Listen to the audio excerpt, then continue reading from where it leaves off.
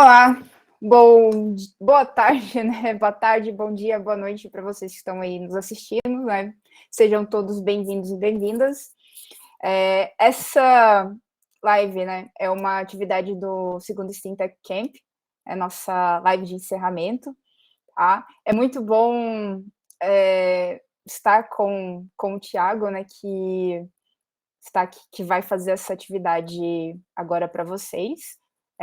Mas antes eu queria também, assim, em nome de toda a organização aqui do Metabotics, Meninas Cientistas, Grifo, no geral, CityLab IFG, Eixo de Design Factory do IFG, Embrapi, a Polo de Inovação Embrapi IFG, todos nós agradecemos a presença de vocês, espero que essas atividades tenham sido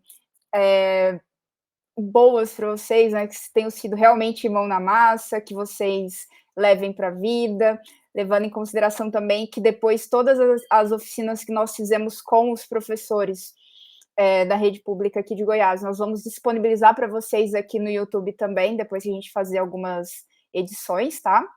E é isso, assim, espero que da próxima vez, né, que nós estivermos um evento, que esse evento seja presencial, né, então estamos trabalhando para isso, tá? Então, aqueles que chegaram aqui agora, meu nome é Cristiane Borges, eu sou uma das coordenadoras do evento, sou professora no IFG, né, no campus de Lusiânia, então eu sei que tem muita gente de Lusiânia aqui, então abraço a todos. Queria agradecer, porque assim, um evento, quando a gente começa a fazer toda essa criação do evento, vocês não têm ideia do quanto é trabalhoso e do quanto de pessoas estão envolvidas. Então, aqui a gente tem vários laboratórios do IFG, a gente tem assim parceiros, a gente tem voluntários, então eu queria agradecer a todos os voluntários, queria agradecer muito ao Thiago que está aqui no backstage com a gente, queria agradecer a todos os palestrantes, os convidados que disponibilizaram o seu tempo nesse sábado, né, de um ambiente assim de muita aprendizagem, realmente mão na massa, criatividade e STEAM, tá? Então, assim, eu só tenho gratidão com todos vocês, gratidão com todos vocês que estão assistindo. Eu vi que o Ciríaco está aqui, assim, o Ciríaco, ele faz parte, assim, de um evento que, para mim, assim, um evento que é como se fosse a minha casa, né, que é a Latinoair. Então, assim, muito feliz de te ver aqui em Ciríaco com a gente, nesse sábado de aprendizagem, tá? Mas sem muito papo, eu vou chamar aqui para o palco, né, o Thiago. Então, Thiago, obrigado por você estar aqui com a gente novamente. Tá? Muito obrigado. Tá? E aí, assim, como todas as atividades que a gente já fez, a gente vai fazer da seguinte forma: eu vou me apresentar e depois você se apresenta também, aí você faz a sua descrição, fala sobre o seu currículo, seus projetos que são incríveis, tá? Certinho, tudo certo, vamos lá. Então, beleza. Então, meu nome é Cristiane Borges, eu sou uma mulher branca, tenho cabelo castanho escuro, com as pontas mais claras, eu uso óculos, estou usando um fone de ouvido branco que está pendurado aqui, daqueles que conectam no computador. Estou com uma camiseta preta escrito Social Distancing, né? Tenho aqui atrás comigo alguns bonequinhos, porque assim, sou muito fã de super-heróis e bonecos do mundo do universo geek, do universo nerd. Tenho alguns livros aqui também na minha prateleira. E também tenho uma impressora 3D aqui no meu fundo. Assim, que está há algum tempo parada, né? Assim, com essa questão assim, do corre do evento. Ela está algumas horas sem impressão. Tá? É isso aí. Assim, eu queria novamente agradecer a todos. Mantenham contato com a gente, sigam as nossas redes sociais, porque a gente tem muitas atividades aí pensando para o próximo ano. Tá? Então, Thiago, o palco é com você e muito obrigada. Até. Obrigado, Cris. Bom, gente, boa tarde. Meu nome é Tiago da Silva, sou um homem negro, uso barba. No meu fundo tem uma parede branca com um calendário e também tem uma janela com algumas fontes luminosas. Eu estou usando um fone branco e também estou de camisa branca. Bom, primeiro queria agradecer a todo mundo pelo convite. Desculpe, também uso barba. Queria agradecer o convite mais uma vez para estar participando desse evento incrível. Para mim é uma felicidade, uma honra, mais uma vez estar falando sobre um pouquinho da jornada do mochileiro pela educação. Acredito que vai ser uma tarde bem importante. Tem uma surpresa, inclusive, hoje para essa apresentação.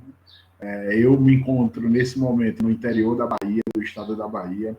Quem conhece a nossa jornada já sabe que a gente viajou mais de 10 estados do Brasil, distribuindo cerca de 8.400 livros em 70 cidades. E hoje é a 71ª cidade, que é Irecê, na Bahia. E eu estou mega feliz. E é daqui de Irecê que a gente vai levar a surpresa da nossa apresentação hoje.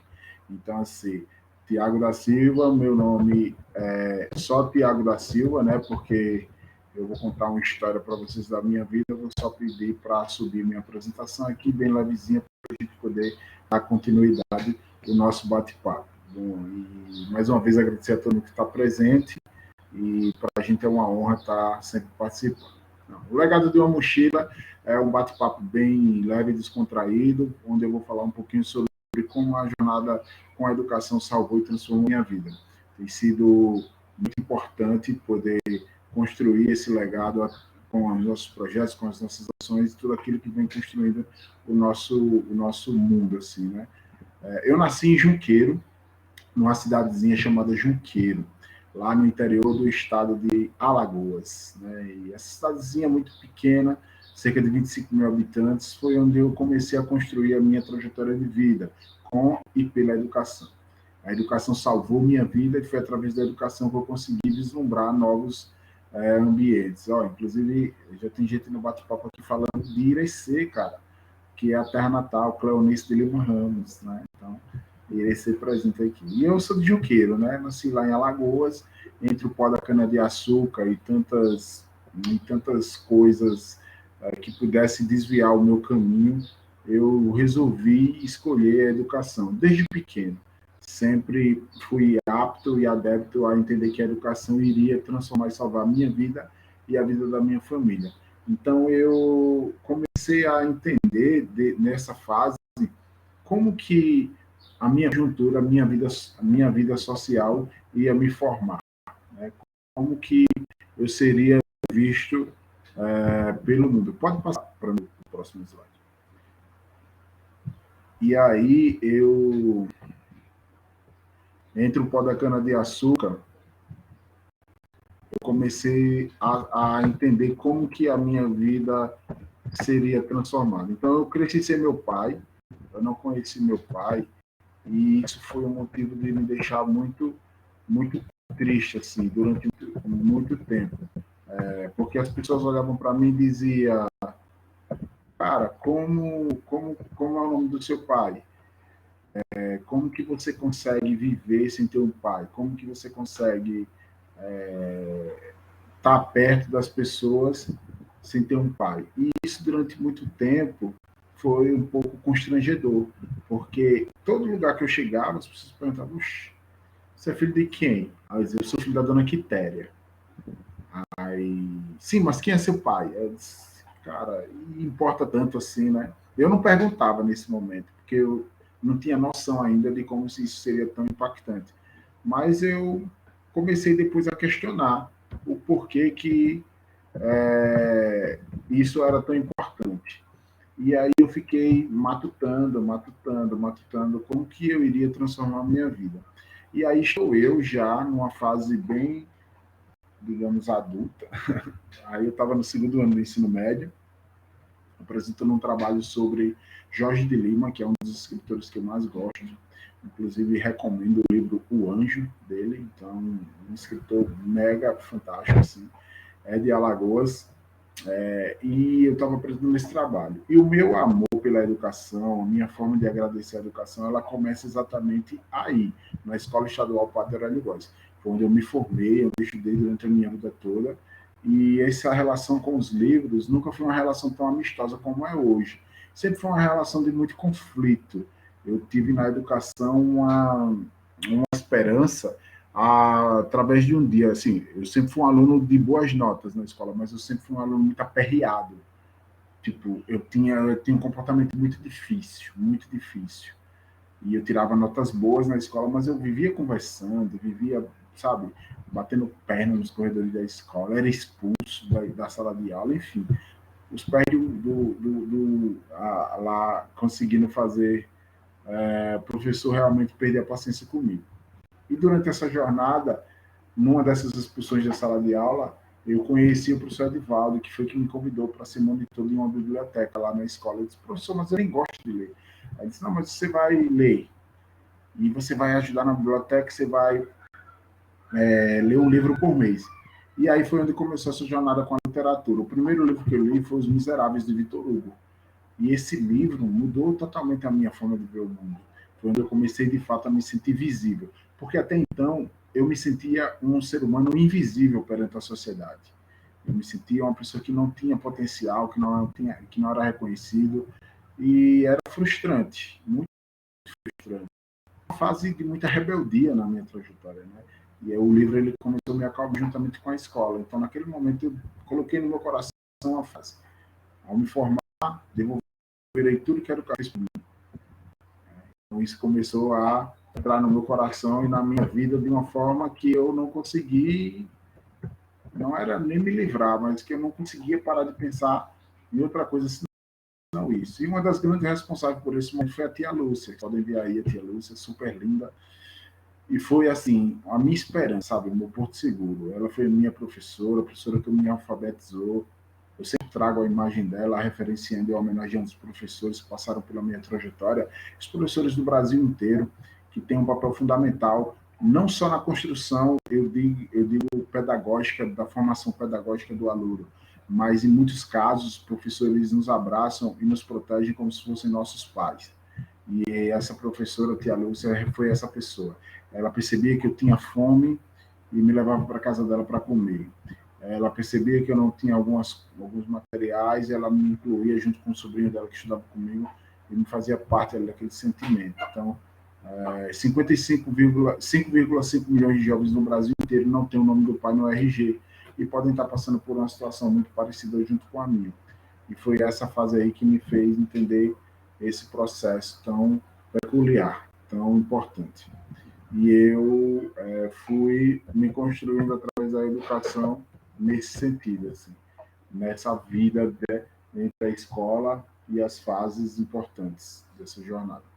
E aí essa vida entre livros, entre educação, entre entender a educação como no Porto Seguro, ela começou a ganhar mais formas quando eu me formei, né? Quando eu me formei, eu tive acesso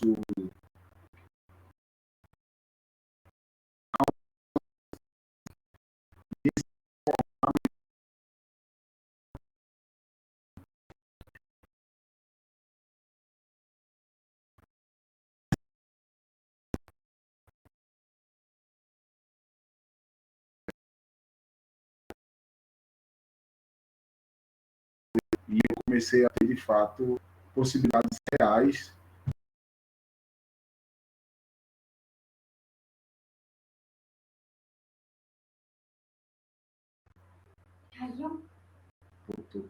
Voltou, gente, caiu, não foi, mas voltou. E aí, desculpa aí, é porque realmente eu até tinha avisado sobre conexão. Deixa eu olhar aqui. Estão me ouvindo agora? Ah, massa. Ok. Então, foi aí onde eu comecei a realizar meu sonho, onde eu realmente comecei a ter a esperança de viajar ao país, sabe? E distribuir livros em escolas públicas, em ONGs, em aldeias indígenas. E no início era um projeto chamado Conversando sobre Carreira, né? E depois eu mudei para Mochileiro pela Educação, porque um professor meu, vejam só o papel do professor, outro professor chamado Eduardo Seton, me simplesmente me batizou de mochileiro pela educação. Ele disse: "Você é o mochileiro pela educação". E eu disse: "Não sou". Ele disse: "Você é o mochileiro pela educação". E ficou, acabou pegando o mochileiro pela educação, o cara que viaja o Brasil distribuindo livros. E a gente trabalha com 4 frentes, né? Os programas do mochileiro, eles são separados em empreendedorismo, educação, tecnologia, arte e cultura.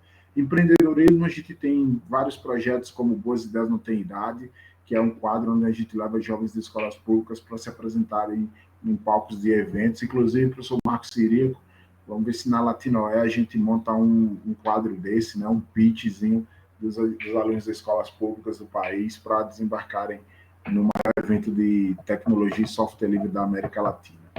E na educação a gente trabalha com a distribuição de livros, com blitz mochileiro, ajuda a montar bibliotecas, ajuda projetos que fomentam a literatura. Em tecnologia, a gente tem oficinas mais voltadas para a criação de livros digitais, pensamento computacional voltado ao empreendedorismo. E na arte e cultura, a gente trabalha com a criação de poemas, de cordel, que é outra vertente também artística aí da nossa jornada. Então, basicamente, são esses quatro eixos principais. E um deles, hoje eu queria ressaltar, né, como eu disse que tem uma surpresa para vocês, um deles é o Boas Ideias Não Tem Idade, que é um projeto fantástico. Assim. A gente pega no Boas Ideias Não Tem Idade, então imaginem só vocês. Existe um evento na cidade de Maceió, na qual eu moro hoje, chamado Tracto Marketing Show. Nesse evento estão ali alguns nomes importantíssimos do Brasil para negócios.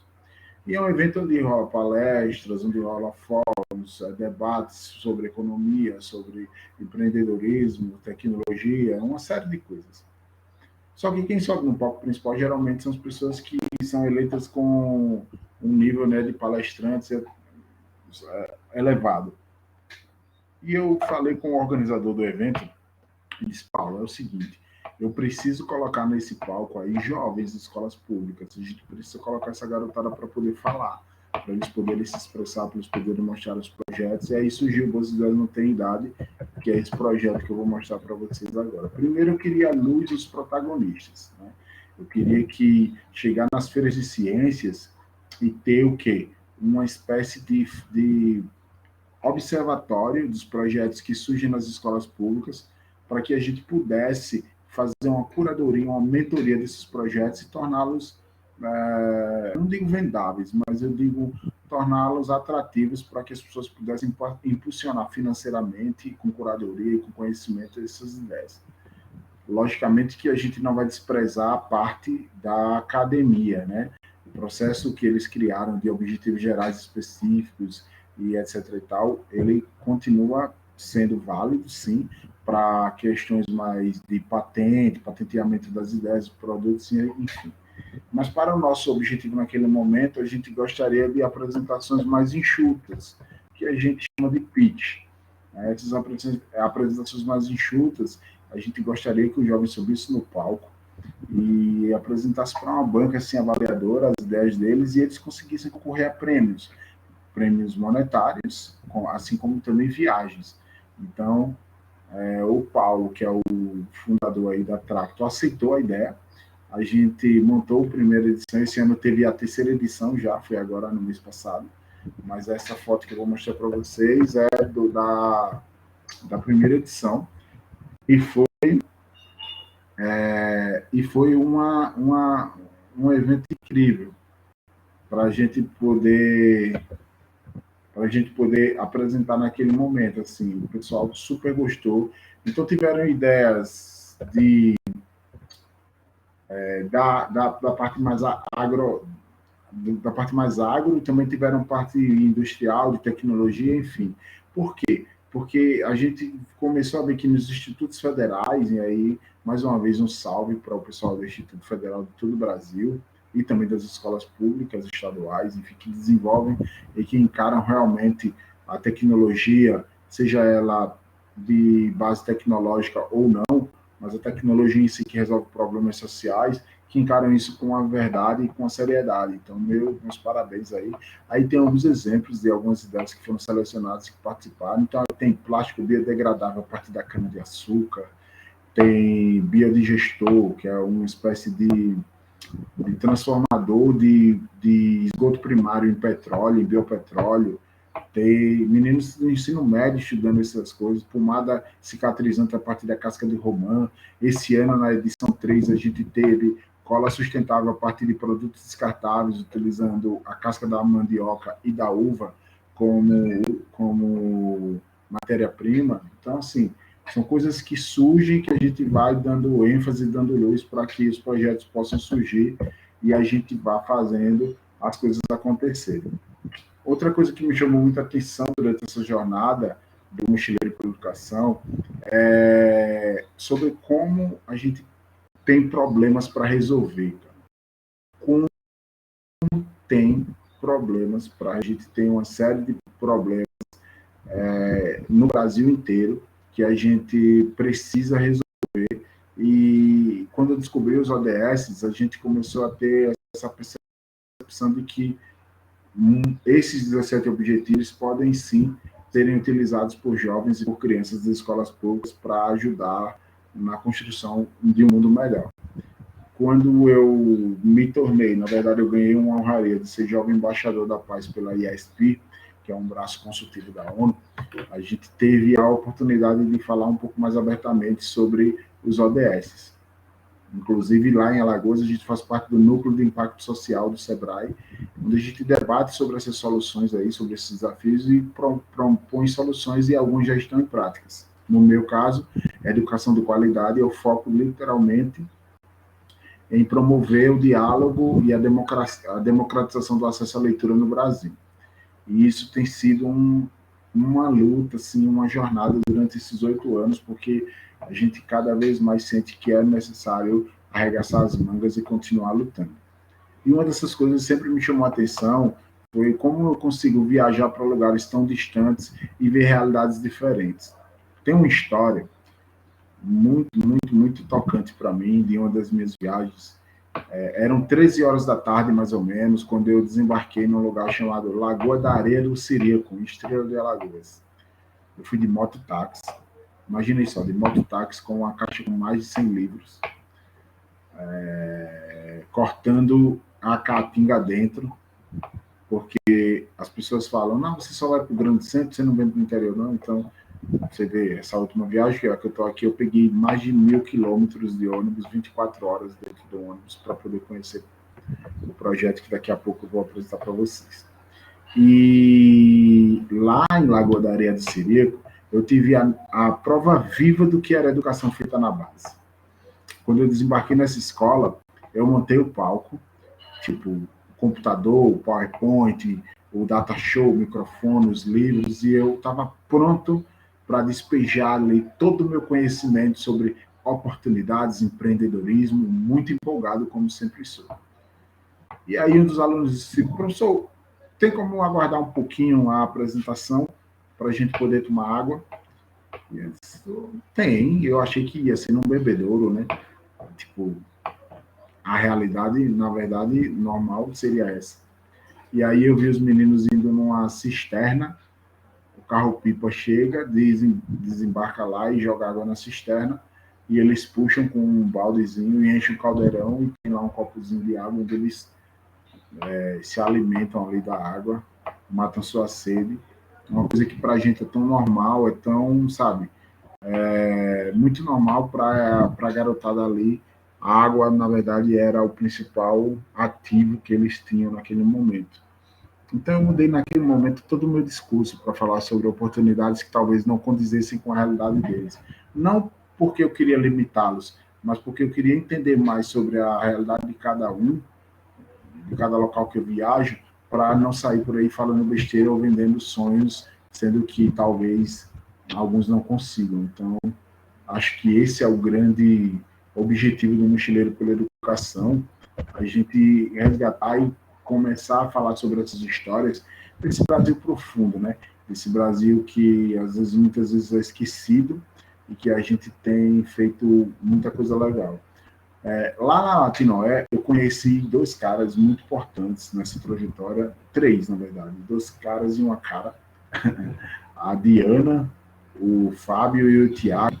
Eles são, assim, logicamente que na Latinoé todos os palestrantes são fora de série, né? Então, eles participam de eventos, N eventos no Brasil todo. E a Cris aqui é uma delas, inclusive, parabéns aí pela forma exemplar como está conduzindo esse evento. E eu conheci o Fábio, o Tiago e a Diana, e a gente ficou lá matutando como a gente poderia utilizar a literatura para fazer a garotada desenvolver pensamento computacional no empreendedorismo. Eu já venho trabalhando uma dinâmica literária faz tempo, e aí a gente começou a perceber quais eram os livros que, de fato, poderiam ser utilizados nessa dinâmica. Então, para trabalhar soft skills importantes, a gente começou a trabalhar comunicação com o discurso do rei, a gente começou a trabalhar criatividade com o menino que descobriu o vento, inteligência emocional com o extraordinário. Então, tomada de decisão com o Moneyball, o homem que mudou o jogo. Então, a gente começou a perceber que fazer as perguntas certas seriam mais importantes do que ter respostas prontas para diferentes problemas. Não é, a gente não estava procurando uma receita de bolo que seria totalmente escalonável. Lógico que se for, é bom, mas a gente percebeu que tinha muitos problemas que eram peculiares daquela região. E foi dessa forma que a gente começou a trabalhar as oficinas de pensamento computacional voltado ao empreendedorismo para ajudar essas comunidades a, dali mesmo, extrair o suprassumo do conhecimento e poder o jovem, a criança, as pessoas poderem estar fazendo as coisas acontecerem. Então, acho que fazer as perguntas certas começou a fazer todo sentido para a gente, e a gente começou a obter resultados importantes. E outra coisa que a gente começou a perceber era que existia muito acesso à informação, mesmo, mas a garotada não tinha a capacidade de filtrar. E essa capacidade de filtrar acontecia muito pelo simples fato de que as pessoas, principalmente os jovens, as crianças às quais a gente tem acesso, eles não tinham acesso à informação no seio, assim, sabe, do seu desenvolvimento cognitivo. E aí isso passa pelo quê? Pela literatura, pelos livros. Então eu pensei, se eu continuo distribuindo livros, agora eu preciso me conectar com pessoas que também fazem essa mesma coisa.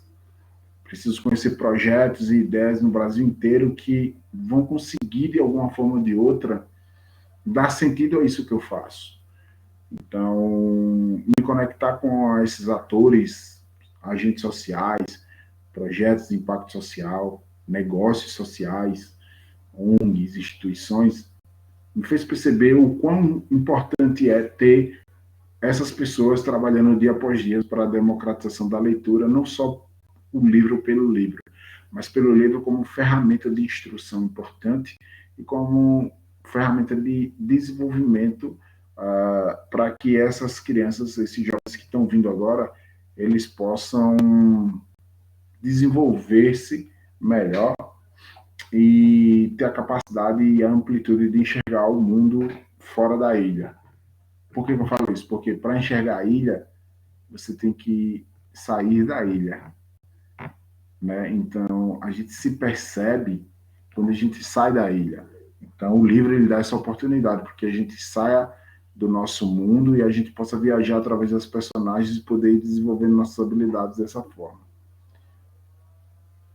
A pessoa inteligente sairia facilmente de um buraco onde o sábio jamais entraria. Então, a gente começou a ver que muita informação na cabeça da garotada pode torná-los inteligentes, mas poucos ainda têm a capacidade de tornar todo esse conhecimento em sabedoria para tomar decisões importantes e mudar a sua realidade de vida, assim como eu salvei minha vida pela educação. Isso pode acontecer com mais facilidade nos grandes centros, mas onde a gente viaja, ainda tem pouca coisa difundida em relação a isso. E a minha surpresa de hoje é que eu vou trazer aqui uma convidada especial para vocês conhecerem um projeto que ela toca aqui em Irecê, chamado Projeto Casinha de Livros. Projeto Casinha de Livros. Ela vai falar aqui para vocês. Ela vai se apresentar, eu não vou dizer o nome dela, ela vai se apresentar, vou dar o fone aqui para ela e vocês conversem um pouquinho com ela para conhecer o projeto dela, inclusive, viu? Oi, gente, tudo bem? Meu nome é Clara Beatriz, eu sou a idealizadora do projeto Casinha de Livros. Eu tenho 13 anos E eu comecei o meu projeto em 2018, meu projeto já tem 3 anos. E eu sou a surpresa, eu vou explicar um pouquinho do meu projeto para vocês. São casinhas de madeira em praças públicas da cidade, em que você pega um livro para ler, leva o livro para casa, lê o livro, depois leva de volta para a casinha e leva também outro livro para contribuir. A ideia é que o livro circule para que mais pessoas tenham acesso à literatura.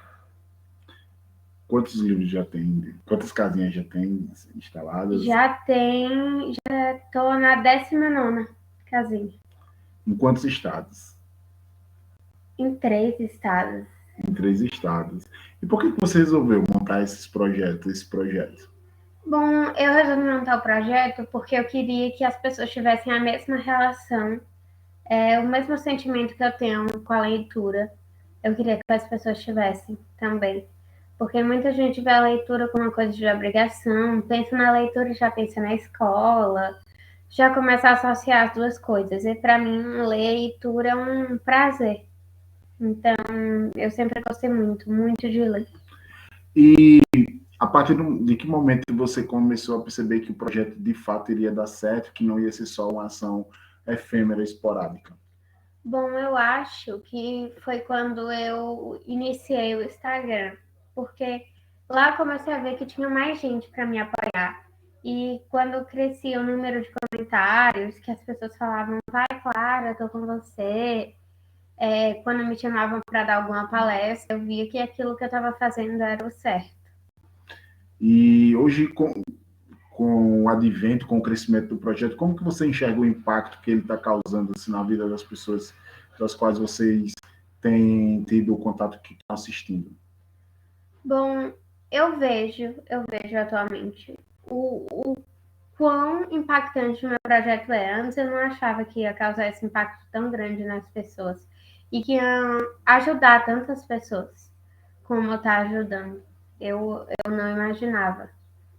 Então, quando eu entro em contato com algumas pessoas que ficaram felizes, quando viram um projeto, que receberam ajuda através dos livros que eu coloquei na casinha, eu fico muito feliz e fico muito grata, porque isso me ajuda também, porque é por isso que eu tô aqui. Você tem alguma história, assim, Clara, de algum leitor ou não leitor que teve acesso à casinha e que tipo, relatou para você que aquele momento foi especial?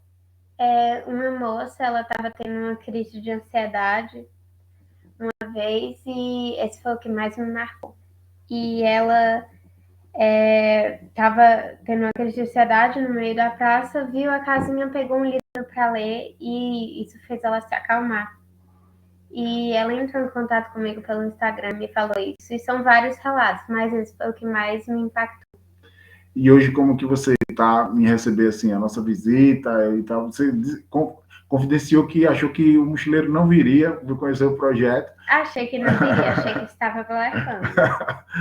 Hoje, como é que a gente está se sentindo, assim, de participar e tal, e de estar comentando, ter sido convidado aqui de última hora, né, para poder participar aqui desse momento especial? Bom, eu estou muito animada, né, pelo mochileiro estar aqui e trouxe muito, muito livro. Isso ajuda bastante o projeto e me ajuda também, né? E eu só tenho a agradecer por estar aqui, pela sua visita, que foi maravilhosa, e é isso. E agora fala para o pessoal como que a gente pode ajudar o projeto Casinha de Livros, com quem quiser doar livro, que tipo de livro você recebe e quais são os pontos de coleta para quem está também em outros estados. Se você puder deixar o seu Instagram e tal, para as pessoas poderem te ajudar também a democratizar o acesso à leitura.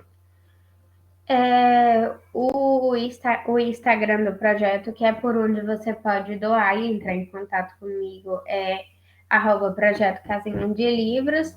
E todas as formas de doação começam lá pelo Instagram. Então, entre em contato comigo pelo Instagram e falar, eu quero doar, eu sou de tal lugar. E aí você pode mandar aqui para a sede do projeto, que é aqui em Irecê. Mas também, se tiver uma casinha próxima à sua cidade, se tiver uma na sua cidade, no seu estado, você pode entrar em contato comigo, que eu dou o contato da pessoa e aí você envia para lá. E caso você não tenha condições nem de doar livre, você não está podendo agora, você pode compartilhar os posts do projeto, mandar para outras pessoas, isso ajuda bastante. Massa, massa. E é isso, né? Mandar uma mensagem final para o pessoal. Eu acho que a mensagem final que eu posso dar é, primeiramente, agradecer, né, por estar aqui. E eu acho que é isso mesmo. Pronto. Estou aqui com o mochileiro, né, para levar a leitura para o maior número de pessoas possível, a educação, principalmente. E é isso. Bom, gente, geralmente, obrigado, Clara, foi incrível. Eu que agradeço. Geralmente, eu sempre... Fica aqui que a gente vai... Geralmente, eu levo... nas palestras, eu sempre trago exemplos de pessoas, de jovens que transformam suas vidas com as fotos, com aquilo que a gente vai fazendo, né? Hoje a gente teve a grata surpresa de ter realmente um projeto ao vivo que está impactando muito a vida das crianças e dos jovens aqui da cidade dela, de Irecê, mas que não se limitou a apenas a Irecê, né? Já tem outras cidades, tem comunidades quilombolas importantíssimas. Eu visitei recentemente uma casinha literária sua lá no Ceará. Eu fui para o Ceará e tinha uma casinha lá de livros no Ceará, na comunidade de Compra Fiado, na cidade de Brejo Santo. Então, para você ver a dimensão e a magnitude de que quando tem pessoas boas que se conectam a pessoas boas, a gente consegue dar um resultado importantíssimo e uma resposta importante aí para a sociedade. Eu vou só voltar com a minha apresentação aqui. Podem voltar, Tiago, por favor, para a gente dar encaminhamento aqui para o nosso final. E durante essa jornada, né, da era da informação, fazendo as pessoas filtrarem, projetos como o da Clara, como o de tantos outros jovens que a gente tem contato, vão fazendo toda a diferença. Aí está um projeto de carreira, que a gente vai trabalhando com os jovens lá da Junior Achievement, que é uma ONG que desenvolve projetos de empreendedorismo, e esse aí é um plano de carreiras que eles vão fazendo. Aqui foi uma oficina de criação de livros digitais. Nesse dia foi muito engraçado, porque não tinha... Eu disse, professora, tem computador na sala toda? Ela disse, tem. E aí, está conectado à internet? Está. E quando eu cheguei lá, gente, só tinha um computador, que é esse que vocês estão vendo aí.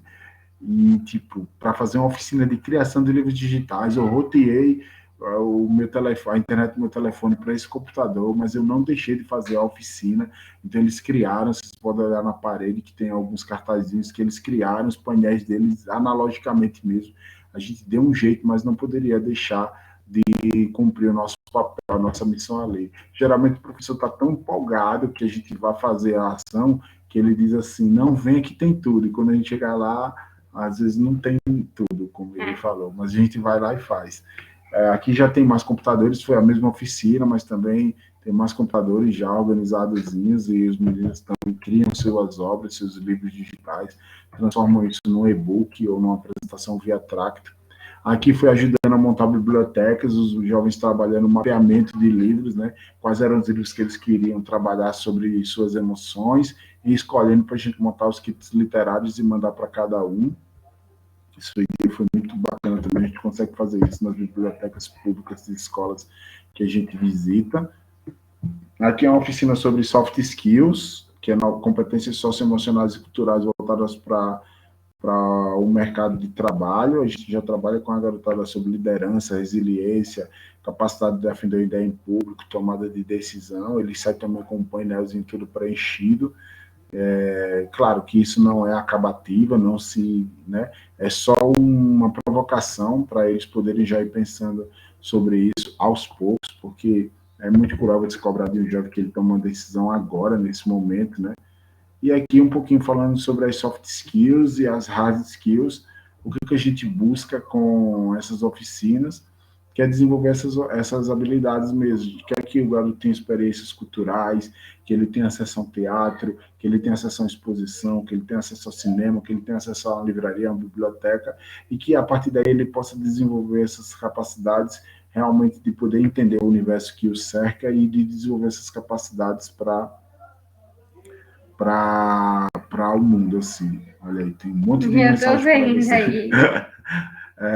Aqui tem as soft skills mais demandadas pelo mercado hoje, assim, né? Uma coisa bem...